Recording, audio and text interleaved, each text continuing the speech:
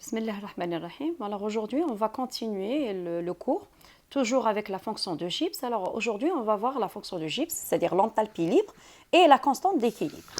Alors sachant que on a déjà vu dans les cours précédents que G, c'est quoi? C'est l'enthalpie moins TS, d'accord? On l'a déjà démontré dans les cours précédents. Et sachant aussi, d'après le premier principe de la thermodynamique, que l'enthalpie, c'est quoi? C'est l'énergie libre plus le produit PV. D'accord? Alors, si je remplace cette expression de l'enthalpie dans l'expression de la fonction de Gibbs, je vais obtenir que G, c'est U plus PV moins TS. D'accord? Alors, si je vais faire la différentielle, ça veut dire la dérivée de cette expression. Donc, ça va me donner que dG, c'est quoi? C'est du plus d du produit PV, donc la dérivée tu as le produit PV, moins la dérivée tu as le produit TS. Sachant aussi toujours, si j'applique le premier principe de la thermodynamique, la variation de l'énergie interne, c'est quoi? C'est juste la variation de quantité de chaleur plus la variation de travail. D'accord? Donc, si je vais remplacer cette expression dans la variation de l'énergie interne, donc je vais obtenir que dG, elle est égale à dQ plus dW plus d du produit PV moins d du produit TS. Sachant toujours aussi que d'après le deuxième principe de la thermodynamique qui nous donne l'entropie, la variation d'entropie, c'est quoi? C'est la variation de quantité de chaleur par température. Donc, ça veut dire que la variation de quantité de chaleur, c'est TdS. D'accord? Et bien sûr, toujours qu'on a déjà défini le travail comme étant, c'est moins PDV. Donc, je vais remplacer dQ, qui est dans cette expression, par TdS. Je vais remplacer dW par moins PDV. Donc, je vais obtenir l'expression dG, c'est TdS, moins PDV. Ensuite, j'ai la dérivée du produit PV. Donc, à chaque fois, je prends une variable qui est constante. Donc, ça va me donner PDV plus VDP. Ensuite, j'ai moins la dérivée du produit TS. D'accord? Donc, la même chose ici aussi. Je vais prendre à chaque fois une variable constante. Donc, ça va me donner moins TdS, moins SDT. D'accord? Alors là, je vais voir que TdS, ça va se simplifier avec moins TdS.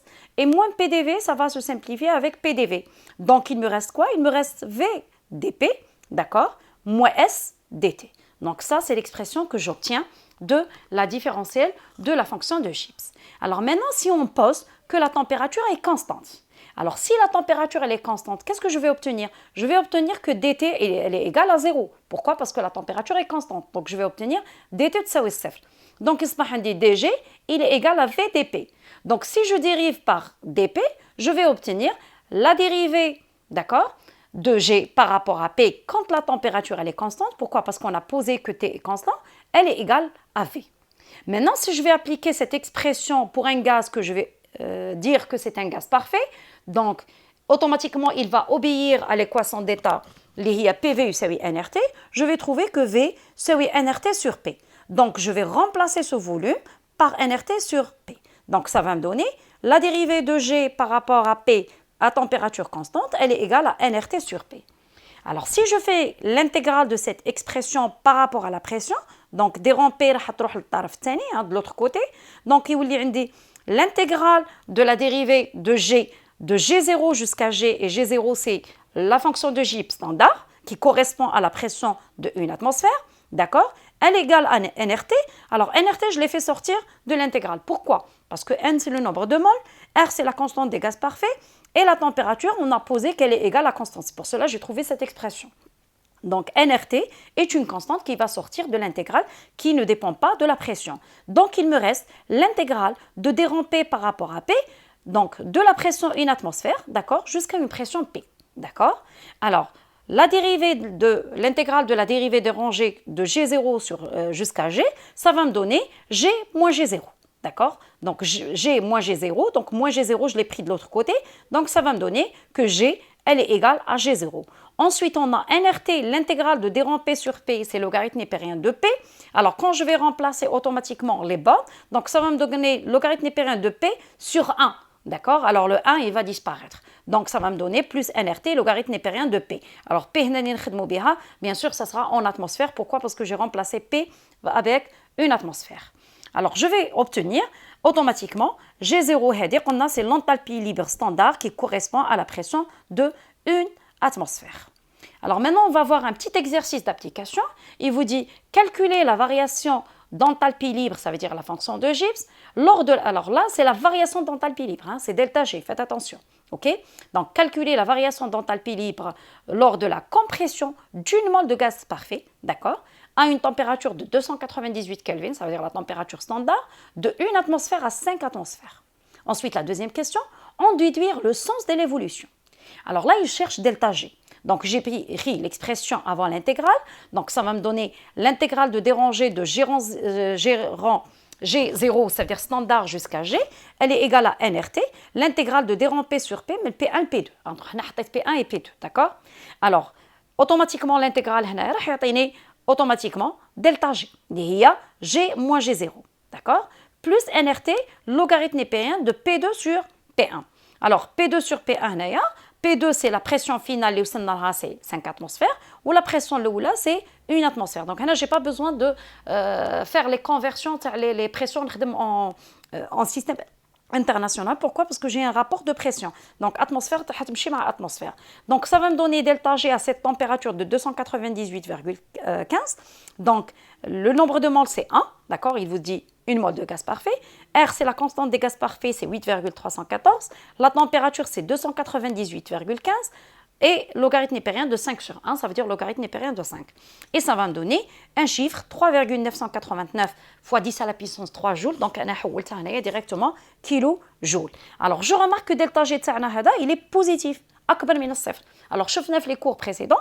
Quand on a une évolution où delta G est positif, on dit que cette évolution, elle est irréversible. Ça veut dire elle n'est pas spontanée. Donc là, qu'est-ce qu'on va dire? On n'a pas une évolution. On a une expression. L'évolution ou la transformation c'est la compression du gaz. Donc qu'est-ce qu'on dit? Parce que ça, c'est la réponse à la deuxième question, on déduire le sens de l'évolution. Donc l'évolution c'est une compression. Donc on dit que la compression de ce gaz n'est jamais spontanée. Et réellement, oui. Quand vous avez par exemple un gaz dans une enceinte, et vous avez le comprimé. Vous allez le comprimer. Qu'est-ce qu'on va faire? On va exercer une certaine pression ou un poids, d'accord, sur ce gaz-là. Alors, automatiquement, la compression, elle n'est pas spontanée, elle ne peut pas se faire toute seule, d'accord?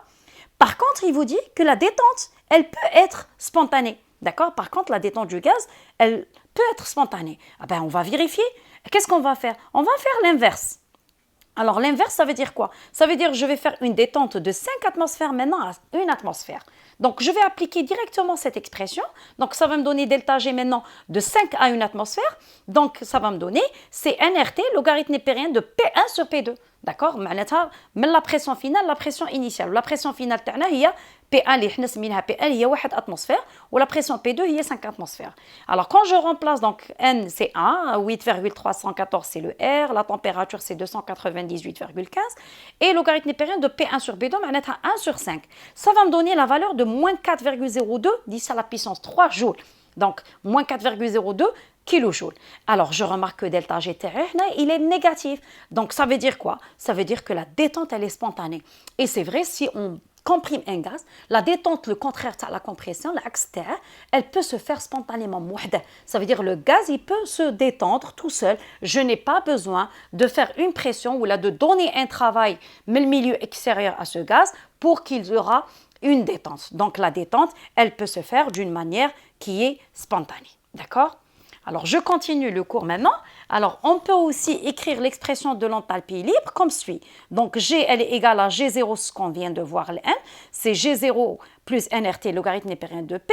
Ou, je dans les cours précédents que G, هي عبارة عن ماذا؟ هي عبارة عن N fois le potentiel chimique, d'accord? Donc, il y a عدد المولات في le potentiel chimique. Et le potentiel chimique, c'est quoi? On l'a vu dans le cours précédent, que هو عبارة عن mu I0, ça veut dire le potentiel standard, plus RT logarithme népérien de P. Donc, cette l'expression, c'est l'expression numéro 9, ok? Alors, bien sûr, ce qui est entre parenthèses, comme c'est le potentiel chimique. Ou mu0, c'est le potentiel chimique standard. Alors, qu'est-ce que je vais faire?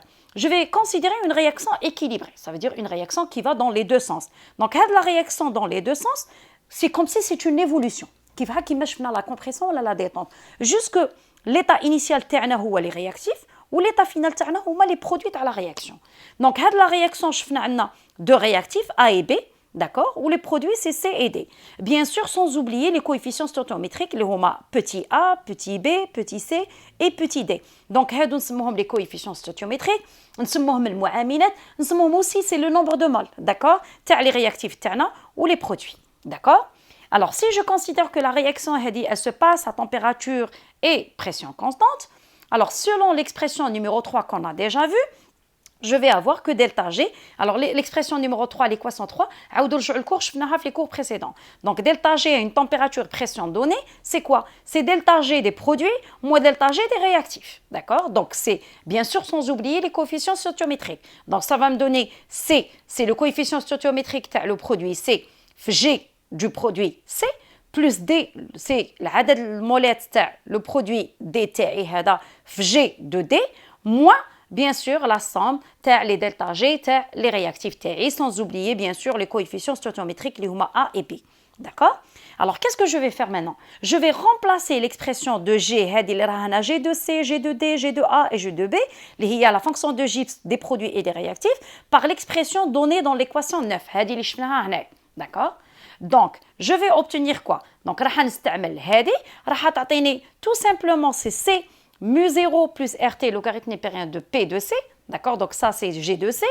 Ensuite, بالنسبة G de D, donc c'est D كعامل مشترك mu0 de D plus RT logarithme népérien de P de D.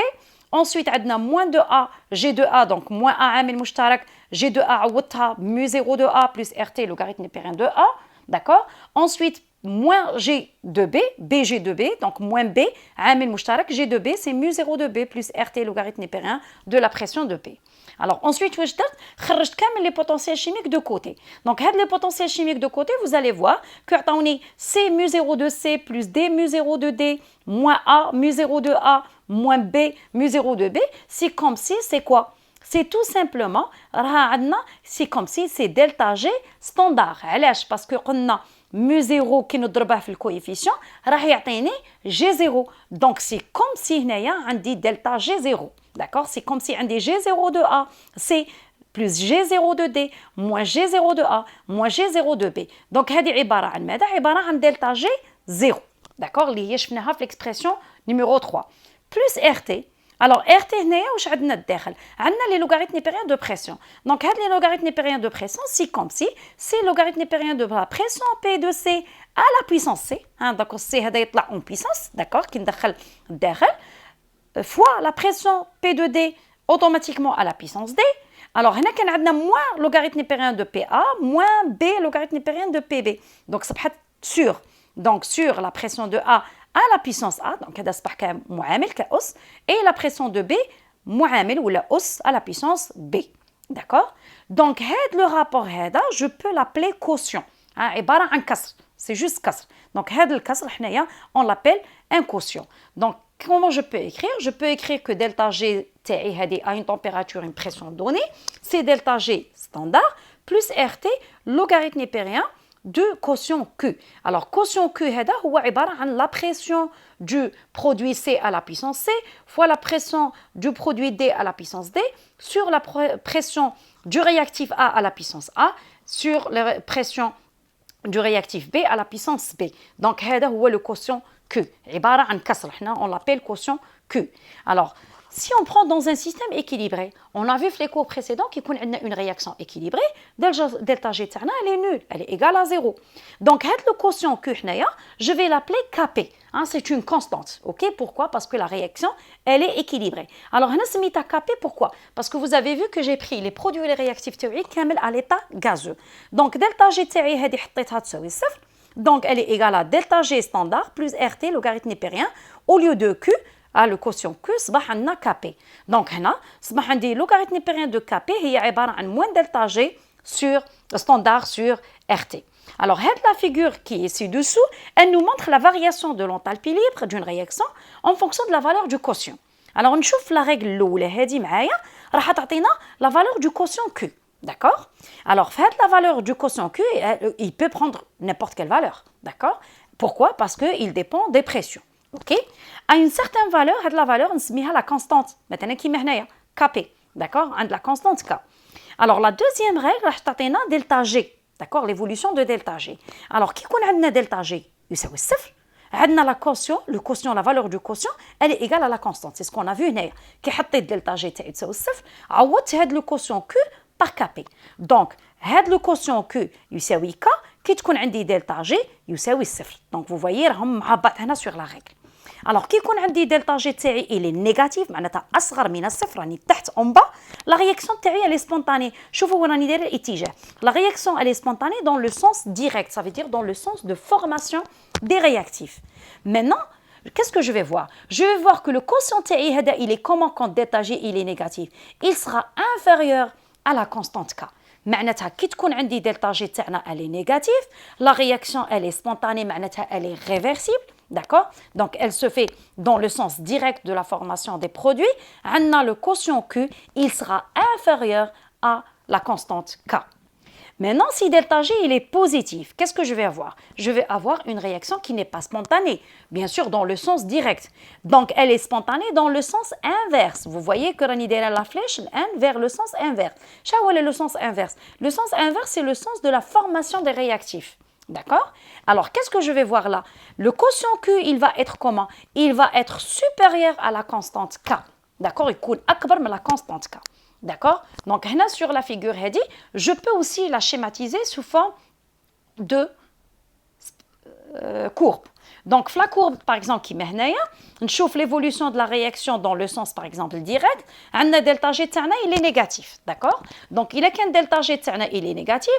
On a vu que le quotient, automatiquement, doit être inférieur à la constante K. C'est ce qu'on a vu.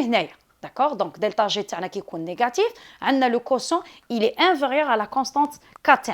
Par contre, qui est delta G positif, راح نشوف باللي l'évolution تاعنا باش يكون عندي l'évolution تاعي راح نشوف باللي le quotient تاعي il doit être supérieur à la constante K et c'est ce qu'on a vu sur la règle هذه. Donc هاد la figure, c'est la même chose qui m'a la figure هذه, elle vous donne la variation de la fonction du Gibbs d'une réaction réversible, ça veut dire une réaction spontanée qui se déroule à température constante, bien sûr en fonction de la constante d'équilibre K.